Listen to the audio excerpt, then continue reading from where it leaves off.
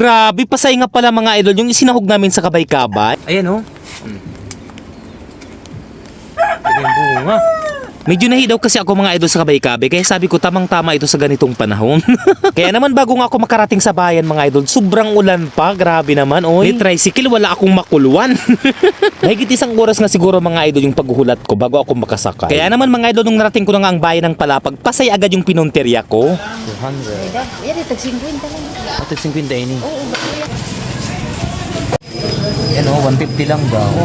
Sila. Nagulat nga ako mga idol kasi ang babarato nga ng mga hipon. Shoutout pala sa mga taga-barangay Manahaw at Sinalaran. Ang babait nyo. After ko nga makapamili mga idol ay dumiretso na nga ako sa tricycle. Bali dumaan nga muna kami mga idol sa sentro ng aming bayan. Nahimang raw nga ako mga idol kasi napakalaki na pala ng pagbabago ng aming bayan. At sa mga walang alam pala mga idol, isa pala ito sa pinakamatandang bayan sa Northern Samar. Malinis, maganda at payapang lugar. Pagdating ko nga sa bahay mga idol, yung sigarilyas agad yung pinuntahan ko. So ayan mga idol, mag-harvest na tayo ng kabay-kabay kung tawagin dito sa Samar.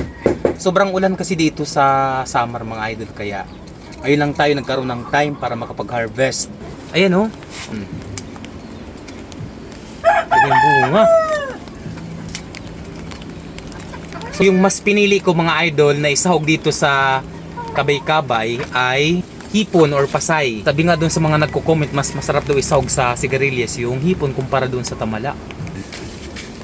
Ayan. Ito pa. Sarap nito mga idol. Karasa karasa. Daming bunga. Pagkatapos ko nga makapag-harvest mga idol ay ginutad-gutad ang ito ni nanay para makapagluto na. Napakapalad nga pala talaga mga idol ng mga taong nasa probinsya. Halos lahat talaga libre kapag marunong kang mangisda at magtanim. Bago pala ito hugasan ng maayos si nanay mga idol ay tinanggalan muna ito ng bungot. Bawang at sibuyas lang naman mga idol yung ginamit namin sa pag-isa. Kaya nung nagbagabaga ng mga idol yung hipon ay nilagyan na nga namin ng toyo. Hindi na nga kami nakapagluto mga idol doon sa labas kasi nga po umuulan. Sabi ko kasi mas maganda dito kasi nga may bubungan. Doon kasi sa labas mga idol mas maganda doon kasi yung view. May mga kamuting kahoy, may mga pinya. Yang daming umasan, hindi na doon dito. Pero kahit papaano mga idol, ramdam ko na yung humo. Kasi siguradong napakasarap ng ulam namin ngayon mga idol.